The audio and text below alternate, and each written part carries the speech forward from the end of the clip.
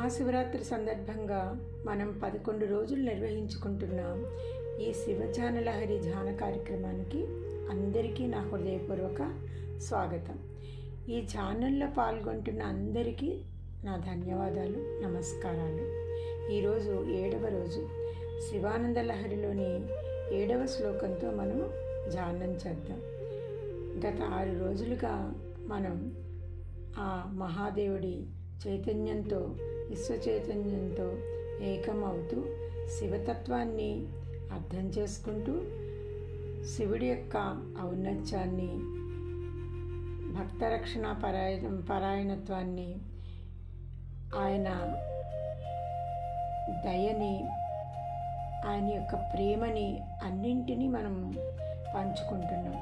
శివ పాదాలు మీద మన దృష్టి పెట్టి అన్యమైనవేవి ఆలోచించకుండా ఉంటే మనలోకి ఎటువంటి ఆనంద ప్రవాహపు లహర్లు వస్తాయో మనం అనుభవపూర్వకంగా ఈ 6 రోజుల ఛానల్లో మనం తెలుసుకున్నాం. ఆ ఆనందానుభూతులన్నింటినీ మనం ఒక్కసారి మళ్ళీ అనుభవంలోకి తెచ్చుకుంటూ ఈ 7వ రోజు 7వ శ్లోకంతో, దాని అర్థంతో మనం మరింతగా మన చైతన్యపు పరిధిని విస్తరించుకుంటూ ఆత్మోన్నతిని పొందడానికి, దివ్యానుభూతుల్ని పొందడానికి మనం ధ్యాన స్థితిలోకి వెళ్దాం. ముందుగా నిన్న చెప్పుకున్న 6వ శ్లోకంలో అర్థాన్ని ఒక్కసారి గుర్తు చేసుకుందాం. ఎంతోమంది పండితులు, వ్యాకరణకర్తలు, గ్రంథాలు చదివిన వాళ్ళు ఎన్నో చక్కటి ప్రసంగాలు చేస్తారు, ఆ వ్యాకరణాలు చెప్తారు, జీవితానికి అర్థాలు చెప్తారు, ఎన్నో చెప్తారు, ఎంతో ఎంతో చక్కటి పాండిత్య ప్రతిమని చూపిస్తారు. కానీ మృత్యువు వచ్చే టైంకి ఈ పాండిత్యం కానీ, ఈ వ్యాకరణం కానీ, ఇవి ఏవి కూడా మనని కాపాడలేవు. అటువంటప్పుడు మనం ఆ పరమేశ్వరుడి పాదాలే పట్టుకుంటే మార్కండేయుడిలాగా, ప్రహ్లాదుడిలాగా మనము రక్షించబడతాము అనే విషయాన్ని 6వ శ్లోకంలో మనం చెప్పుకున్నాం. ఇప్పుడు 7వ శ్లోకంలో మరింత శివతత్వాన్ని తెలుసుకుంటూ మరింత ఆనందాన్ని అనుభవిస్తూ, ఆనందము అంటే మనము మన హృదయంలో ఆనందాన్ని, మన ఆత్మలో ఆనందాన్ని అనుభవిస్తాం. అది చెరిగిపోదు, మాసిపోదు, తరిగిపోదు. మనం బయట తెచ్చుకున్న ఆనందాలు కొంచెంసేపు, ఒకరోజు ఉంటాయి, పోతాయి. ఈ ధ్యానంలో వచ్చిన ఈ ఆనందం ఏదైతే ఉందో, ఈ ఆనందం ఎప్పుడు మనని వదిలిపెట్టి ఎక్కడికి వెళ్ళదు, అది మనతోనే ఉంటుంది. ఇప్పుడు మనం ధ్యాన స్థితిలోకి వెళ్దాం. ప్రశాంతంగా కూర్చోండి, సున్నితంగా కళ్ళు మూసుకోండి, రిలాక్స్డ్గా కూర్చోండి. ఎలాంటి ఒత్తిడి శరీరంలో కానీ, మనసులో కానీ, అవయవాల్లో కానీ ఎక్కడ ఉండకూడదు. మీరు సెల్ఫ్ హీల్ చేసుకోండి. నేను చక్కగా ధ్యాన స్థితిలోకి వెళ్తున్నాను, నా శరీరం, నా అవయవాలు అన్నీ చక్కగా ప్రశాంతంగా ఉన్నాయి, అవన్నీ నా ధ్యానానికి ఎంతో సహకరిస్తున్నాయి, నా మైండ్ ఎంతో ప్రశాంతంగా ఉంది, నా శరీరం ఎంతో రిలాక్స్డ్గా ఉంది. విశ్వం నుంచి వచ్చేటటువంటి అనంత శక్తి తరంగాలని తీసుకునేందుకు నా హృదయం, నాలో ఉన్న అన్ని చక్రాలు ఎదురు చూస్తున్నాయి. ఆ విశ్వశక్తిని అందుకొని నాలో ఉన్న నాడీ వ్యవస్థ అంతా కూడా పునరుత్తేజితం అవ్వాలని నా శరీరం కోరుకుంటోంది, నా మనస్సు కోరుకుంటోంది, నా హృదయం కోరుకుంటోంది. నేను ఆ విశ్వశక్తితో, ఆ పరమేశ్వరుడి యొక్క చైతన్యంతో, ఆ జగజ్జనని శక్తితో మమేకమవుతున్నాను. నా హృదయం ఆనంద పారవస్యంతో పొంగి పొర్లుతోంది. నేను చక్కటి ధ్యాన స్థితిలోకి వెళ్తున్నాను. ఇప్పుడు మనము సోహం చేద్దాం.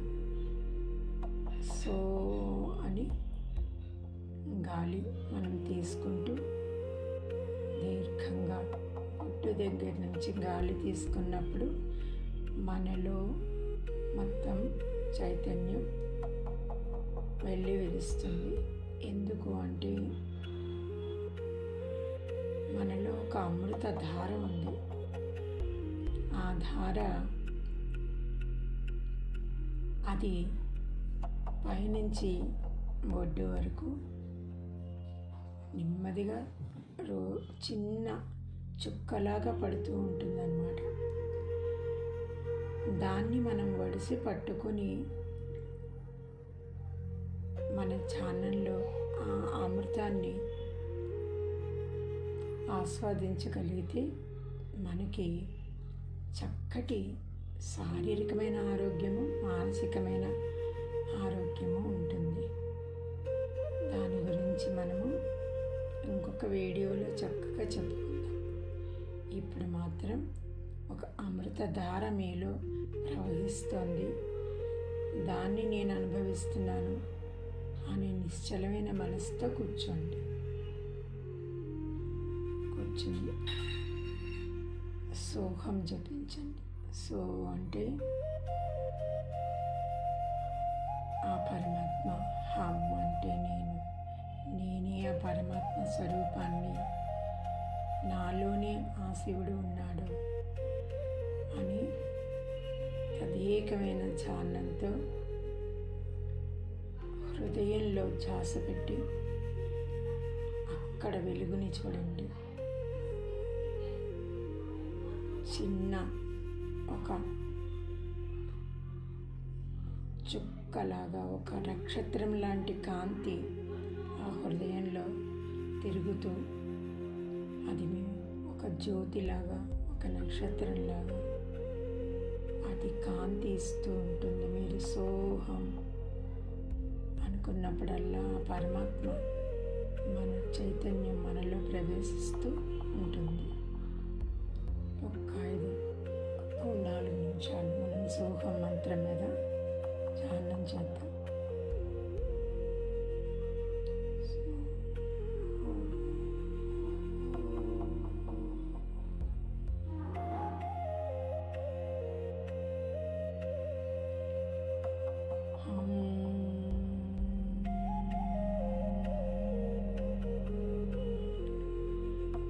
అన్నప్పుడు గాలిని వదిలేయండి. సో అన్నప్పుడు గాలి తీసుకోండి, లోపలికి శ్వాస తీసుకోండి. ఈ ముక్కు రంధ్రాల్లోంచి, కంఠంలోంచి, గుండెల నుంచి నాభి స్థానం వరకు శ్వాస వెళ్ళాలి. పొట్ట ముందుకు రావాలి ఫుల్గా. ఆ స్థితిలో, ఆ పరమాత్మని లోపలికి తీసుకున్న స్థితిలో ఒక్క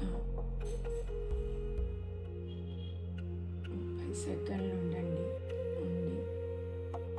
మళ్ళీ హమ్ అంటూ లోపలికి తీసుకుంటూ గుండెలు, ఊపిరితిత్తులు, గొంతు దగ్గర నుంచి స్వాదిష్టాన చక్రం నుంచి నెమ్మదిగా వదలండి. సో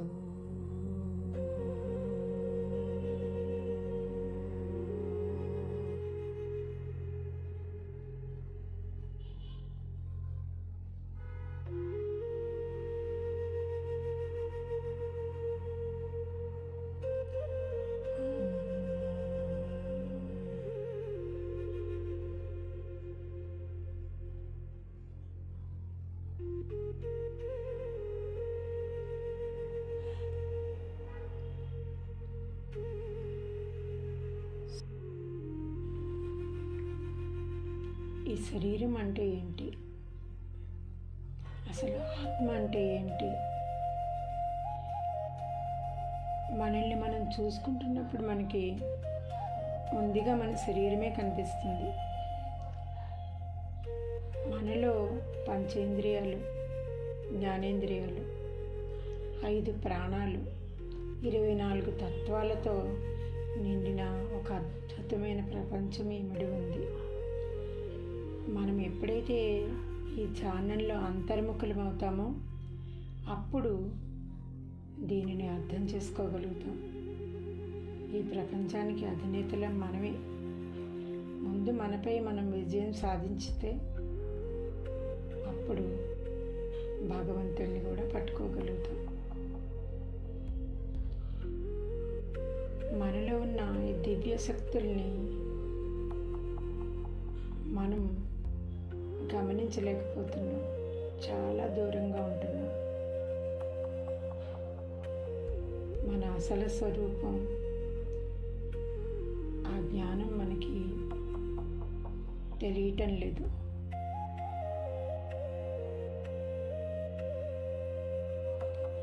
ఇది తెలుసుకుంటే మన చైతన్యం జాగృతమయ్యి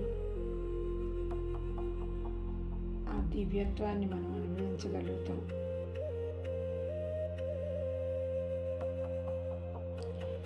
దేహో దేవాలయ అన్నారు. ఈ శరీరం దివ్య దేవాలయం. అందులో ఉన్న ఆత్మ పరమాత్మ. ఈ ధ్యానంలో ఈ దేవాలయంలో ఉన్న పరమాత్మను చూద్దాం, తెలుసుకుందాం. ఇప్పుడు మనం శివానుగ్రహంలో 7వ శ్లోకాన్ని చదువుకుందాం.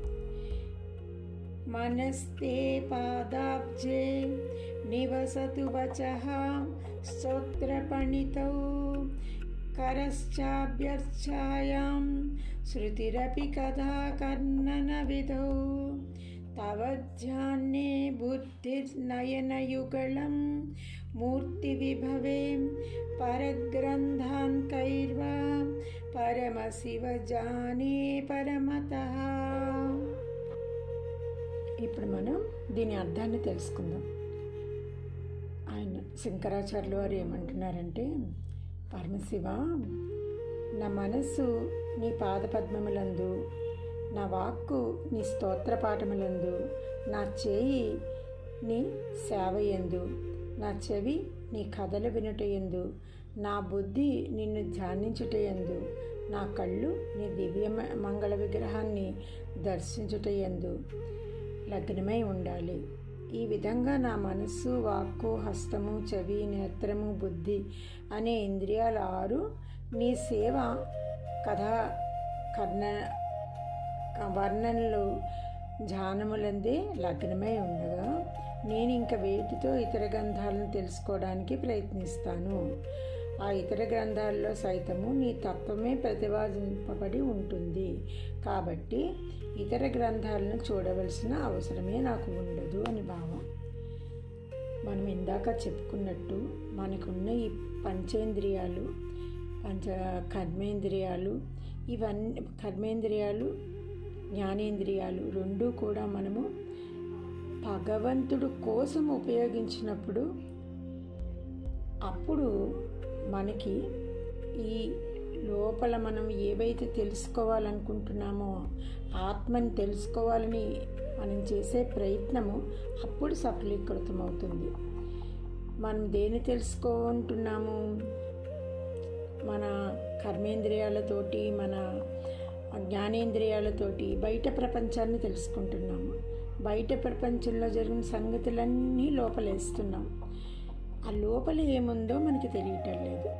కాబట్టి అవి వినడము, అవి చూడడము, వాటి కోసం పరిగెత్తడము ఆపేసి మనం మన శరీరంలో ఉన్న లోపలికి, శరీరం కాదు మన అంతరాత్మ లోపలికి ప్రయాణం చేస్తే అప్పుడు మనకి సత్యం అనేది మనకి గోచరిస్తుంది అనే విషయాన్ని మనకి చెప్పడానికి ఈ శ్లోకం చెప్పబడింది. భగవంతుడు మనకి ఆలోచించడానికి మనసు ఇచ్చాడు. ఆ మనసుని మనం ఎప్పుడు ప్రశాంతంగా ఉంచుకోము. భగవంతుడి గురించి తప్ప అన్నింటి గురించి ఆలోచిస్తాం. అలాగే మనకి నాలుకనిచ్చాడు. దాన్ని ఎలా చరితార్థం చేసుకోవాలో, ఎలా మంచి మాటలు మాట్లాడాలో మనకు తెలియదు. వాటితో ఏది పడితే అది మాట్లాడిస్తాం ఆ నాలుకతోటి. వినడానికి చెవులు ఇచ్చారు. ఆ చెవులు ఒక మంచి భగవద్కీర్తన, లేకపోతే భగవంతుడి యొక్క కథలు శ్రవణము, లేదా ఒక మంచి మాటలు, ఇలా వినడానికి మనం ఉపయోగించము. ఏవేవో విషయాలు వింటూ ఉంటాం, అవన్నీ చేస్తూ ఉంటాం. మనకి ఇవి ఇచ్చిన పర్పస్ ఏంటి అనేది మనం ఎప్పుడూ ఆలోచించటం లేదు. వాటిని మనకి ఎలా వీలవుతుందో అలా ఉపయోగిస్తున్నాం అంతే. నేత్రాలు, కళ్ళు లేకపోతే కలియుగం లేదంటారు కదా, అటువంటి దివ్య నేత్రాలు మనకిస్తే ఆ నేత్రాలతో ఎన్ని చూస్తున్నాం. భగవంతుడు మూర్తిని చూడాలి అని అనుకుందాం అనుకో, అసలు భగవంతుడికి రూపం ఏంటి? లేదు కదా. మనం చూసే ప్రతి జీవిలోనూ భగవంతుడే ఉన్నాడు అని అనుకుంటే మనం చూసేదంతా భగవత్ స్వరూపమే. మరి అటువంటి భావనతో ఎప్పుడైనా దేన్నైనా మనం చూసామా? లేదు కదా. అది అలాంటి భావమే మనకి ఎప్పుడొచ్చింది? ఎప్పుడైనా వస్తుందా? అప్పుడప్పుడు ఎప్పుడైనా వచ్చినా కూడా అబ్బా ఒక్కసారైనా భగవంతుడిని దర్శించాం బయట అనే సంతోషం కలుగుతుంది. రాదు కదా మనకి అలాగా. బుద్ధిని ఇచ్చాడు. ఎందుకంటే విచక్షణ కోసం ఇచ్చాడు. ఏది మంచిది, ఏది చెడు, ఏది మనకు అవసరము, ఏది మనం ఇతరులకు అవసరమయ్యేలా చేయాలి, ఏది భగవంతుడితో అనుసంధానం అవడానికి బుద్ధిని ఉపయోగించాలి, ఇలా ఎప్పుడూ ఆలోచించలేదు. బుద్ధికి ఏది తోస్తే అది చేయడమే మనకి అలవాటైపోయింది. బుద్ధిని ఉపయోగించి ధ్యానం చేస్తే జన్మ సార్థకమవుతుంది అనే విషయం మనం అసలు గుర్తే పెట్టుకోవట్లేదు. ఈ ఇంద్రియాలతోటి చేతులు భగవత్ పూజకి భగవత్ స్వరూపులైనటువంటి జీవులందరికీ సేవకి ఈ చేతులు ఇచ్చాడు. కానీ ఈ చేతుల్ని మనం ఎన్నో రకాలైన పనుల కోసం, వాడిని కొట్టడానికో, ఇంకొకరిని చంపడానికో, అలాంటి వాటికి కూడా ఉపయోగిస్తాం. కాళ్ళు ధర్మం వైపు అడుగులు వేయమని ఇచ్చాడు. అధర్మం వైపు అడుగులు వేయొద్దని చెప్పారు. కానీ మనం ఎంత ధర్మపదంలో జీవిస్తున్నాం, ఎన్ని అడుగులు ధర్మం వైపు వేస్తున్నాము. ఇలా ఈ శరీరాన్ని ఎప్పటికప్పుడు మనము జడ్జ్ చేసుకొని, ఈ ఇంద్రియాలేంటి, అవి ఎందుకు ఇవ్వబడ్డాయి, వాటితో మనం ఈ జన్మని రాహిత్యాన్ని కానీ, ఈ జన్మని సార్థకం చేసుకోవడం కానీ ఎలా వీలవుతుంది అని ఎప్పుడూ మనం ఆలోచించలేదు. ఆ కోణమే మనకి తట్టదు. అదే శంకర్లు చెప్తున్నారు, ఈ ఇంద్రియాలతో ఏం చేస్తే తరిస్తామో అది చెయ్యమని చెప్తున్నారు.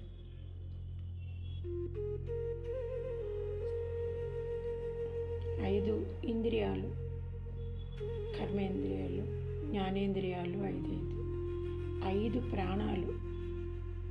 ఈ ప్రాణాలే మనని నడిపిస్తాయి. కానీ ఇవి కూడా మనం కాదు. మరణం తర్వాత అవి కూడా మనని వదిలేసి ప్రకృతిలో లయమైపోతాయి. మనలో ఉండేదేమిటి? ఆ హృదయంలో ఉన్న పరమాత్మ. ఇది మనకేమీ చెప్పదు, ఏమీ చేయదు, కానీ సాక్షిగా అన్నింటినీ చూస్తూ ఉంటుంది. ఆ సాక్షిగా చూడగలిగే తత్వాన్ని మనం కూడా అలవాటు చేసుకుంటే అసలు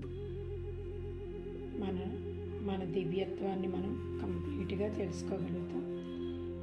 మిగతా అవన్నీ కూడా అన్ని ఇంద్రియాలు అన్నీ కూడా ఈ శరీరానికి బౌండరీస్ మాత్రమే, అంతే.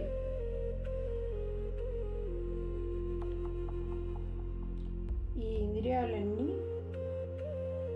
భగవంతుడి కోసం వెచ్చిస్తే మనకి మోక్షం తప్పకుండా వస్తుంది, శాంతి తప్పకుండా కలుగుతుంది, ఆనందం దుఃఖమంతా తీసేసిన తర్వాత మిగిలింది ఏముంది? ఆనందమే కదా. మన ఒరిజినాలిటీ ఆనందమే, కానీ మనం కొని తెచ్చుకుంటున్నది దుఃఖం అన్నమాట.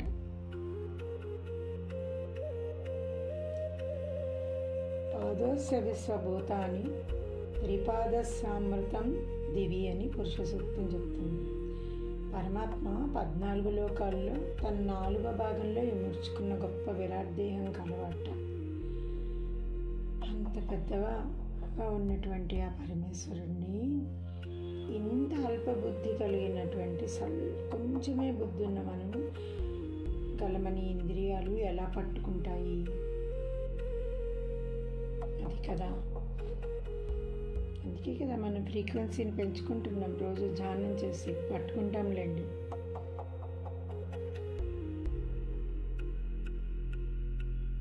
అలాంటి గొప్ప పరమాత్మ మూర్తి సౌందర్యంని మనము చూడగలుగుతామా? అసలు పరమాత్మకి ఒక మూర్తి ఉందా? ఒక విగ్రహమా, లేకపోతే ఒక ఆకారమా ఉందా? ఒకవేళ ఉన్నా మన కళ్ళు అంత పెద్ద విరాట్ స్వరూపాన్ని చూడగలుగుతాయా? ఇలాంటి సందేహాలు మనకు వస్తూ ఉంటాయి. అలాంటి సందేహాలు శంకరాచార్య వారికి కూడా వచ్చాయి. కానీ మనకి భావనా బలం, అది మనం ధ్యానంలో మన ఫ్రీక్వెన్సీని పెంచుకునేది, మన చైతన్యపు పరిధిని విస్తృతం చేసుకుంటూ వెళ్తే మనము పరమాత్మని పట్టుకోగలుగుతాము. ఆ ధ్యానంలో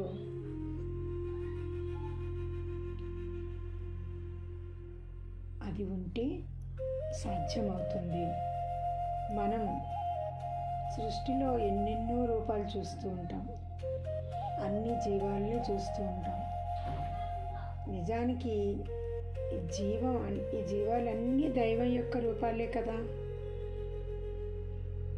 కనపడేదంతా దైవం అనే భావం వచ్చినప్పుడు అప్పుడు మనకి విరాట్ రూపం, ఈ ప్రపంచమంతా విరాట్ రూపమే అనేది మనకు అర్థమవుతుంది. అప్పుడు సందేహానికి మనం చూడగలమా, మనం చెయ్యగలమా అనేది అప్పుడు మనకి అలాంటి సందేహాలు రావు. జగత్తుని అంటే ప్రపంచాన్ని ప్రపంచంలా చూసి వాడు వేరు వీడు వేరు వీడు వేరు అనుకున్నప్పుడు అది అజ్ఞానం అవుతుంది.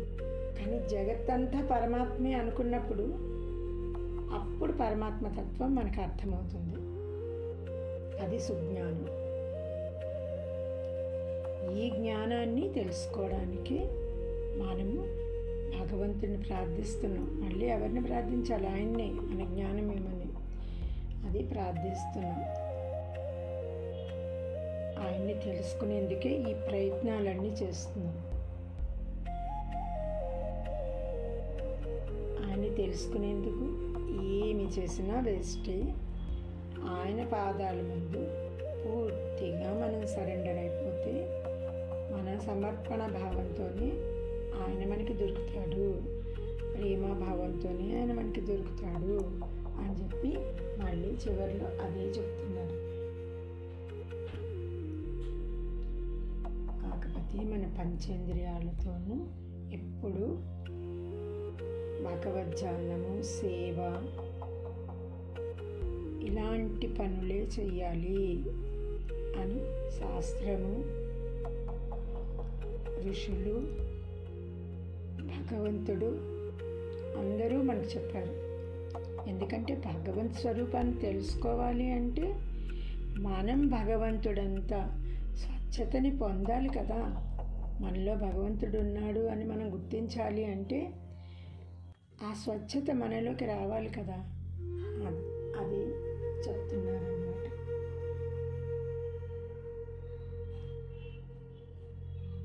ఒక మైమెరుపు రావాలి. అరే, ఇంత జగత్తు ఇలా సృష్టించాడు ఆ భగవంతుడు అని ఎటు చూసినా, చెట్లను చూసినా, పక్షులను చూసినా, జీవజంతువులను చూసినా, మనుషులను చూసినా, ఎవరిని చూసినా లోపల నుంచి ఇంత విస్తృత రచన చేసిన ఈ పరమాత్మని నేను ఎలా చూడగలుగుతాను అనే తపన వస్తే ఆయన కనిపిస్తారు.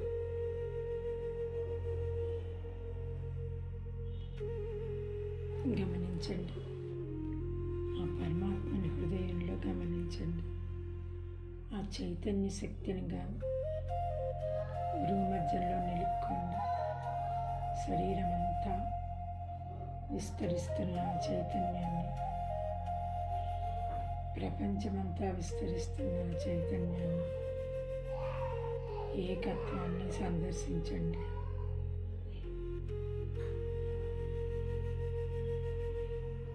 ఎరుకతో ఉండండి, ఆనందంగా ఉండండి.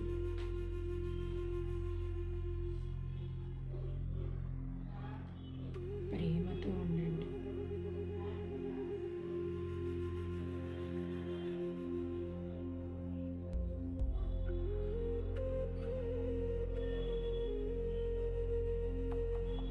ధ్యానంలో ఎన్ని గంటలు కూర్చోగలుగుతాం.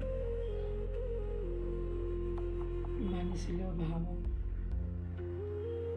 ఏ భావోద్రేకాలు లేకుండా, ఏ టెన్షన్లు లేకుండా, ఇంత ప్రశాంతంగా, ఇంత హాయిగా కూర్చున్నప్పుడు మనం ఎన్ని గంటలైనా ఇలాగే ఉండిపోవాలనిపిస్తుంది.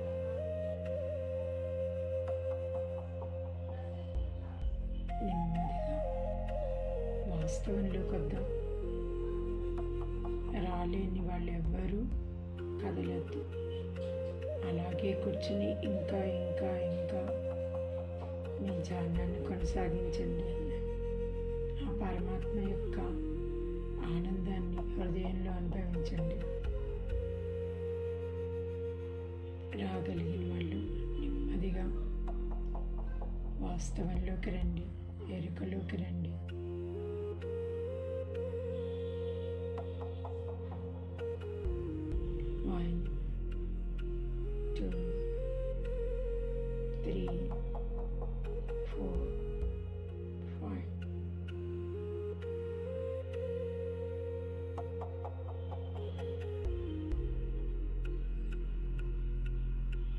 నెమ్మదిగా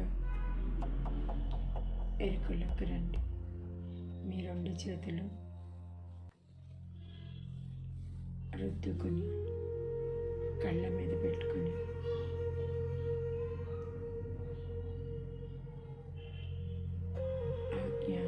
ఆనందాన్ని, ఆనంద పారవస్యాన్ని మనసులో నిక్షిప్తం చేసుకొని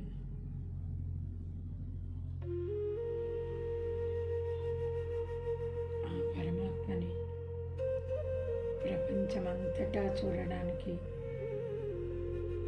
ప్రతి జీవిలోనూ, ప్రతి చెట్టులోనూ, ప్రతి పక్షిలోనూ, సమస్త జీవుల్లోనూ, నీళ్ళలోనూ, రాళ్ళల్లోనూ, అంతరిక్షంలోనూ, విశ్వమంతటా చూడడానికి ఈ నేత్రాలను తెరవండి. నెమ్మదిగా నెమ్మదిగా తెరవండి. స్లోగా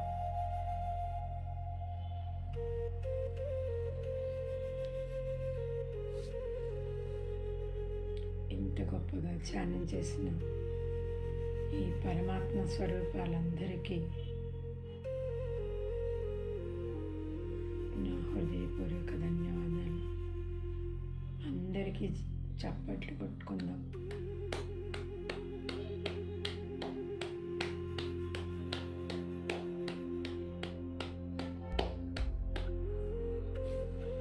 ఆనందకరమైన,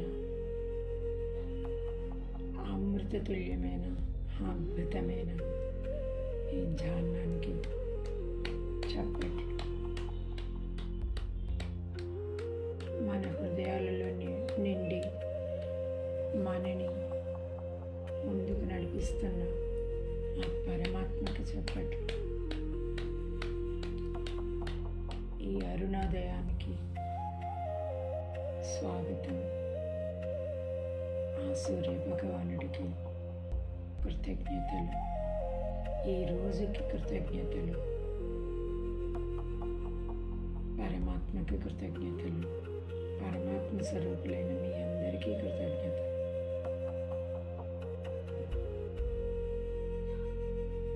ఈ ధ్యానం మీకు చక్కటి ఆనందాన్ని,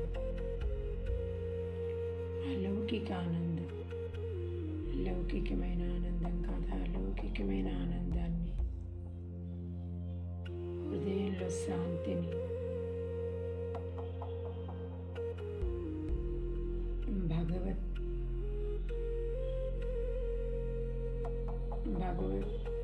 స్థితిని, అంటే భగవంతుడు మనలోనే ఉన్నాడు అనేంత నమ్మకమైన స్థితిని,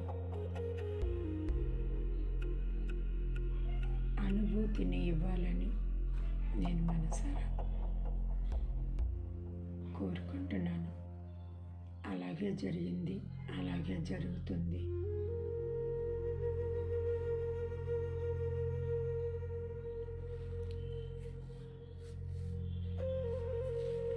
రేపు 8వ శ్లోకంతో మరింత చక్కటి ధ్యానాన్ని చేద్దాం.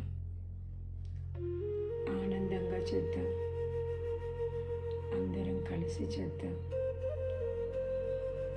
అందరం పరమాత్మ స్వరూపాలమే. అందరం ఒకటిగా కూర్చుని చక్కగా భగవంతుడిని మనలో నింపుకొని ధ్యానం చేద్దాం.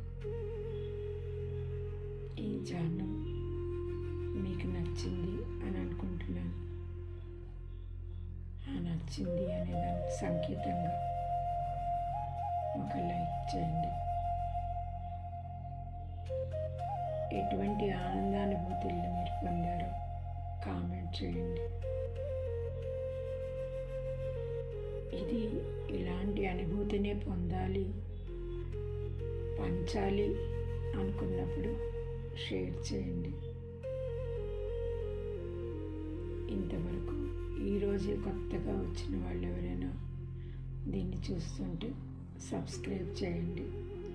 అది మీకు నేను పెట్టిన వెంటనే మీకు వీడియో వస్తుంది. ఇలాంటి మంచి విషయాలు తెలుసుకోవడం అందరికీ మంచిది కదా. అందుకోసం సర్వే జన సుఖినో భవంతు. Thank you very